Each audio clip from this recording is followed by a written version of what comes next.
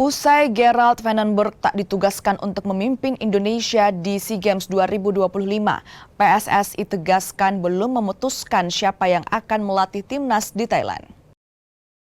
Nama Indra Syafri menjadi kandidat terkuat untuk memimpin timnas Indonesia proyeksi SEA Games 2025 Thailand. Wacana ini terdengar usai pelatih timnas U23 Gerald Vandenberg tegaskan tidak menangani timnas proyeksi SEA Games yang disampaikan usai laga final AFF 29 Juli.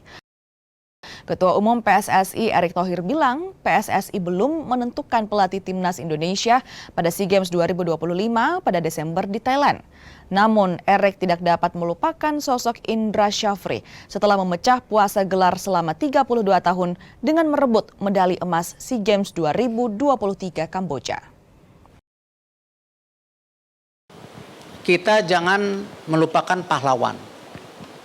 SEA Games itu 32 tahun kita menangkan dengan Coach Indra. Tapi kalau ditanya apakah PSSI sudah mutusin Coach Indra? Belum. Karena tadi bahwa habis AFF kita juga ada AFC U23. Kenapa di AFF ini kita prioritaskan pemain di bawah 22 tahun? Ya, ada alasannya sama PSSI. Kan ingat, rata-rata umur itu 20,74, ada alasannya.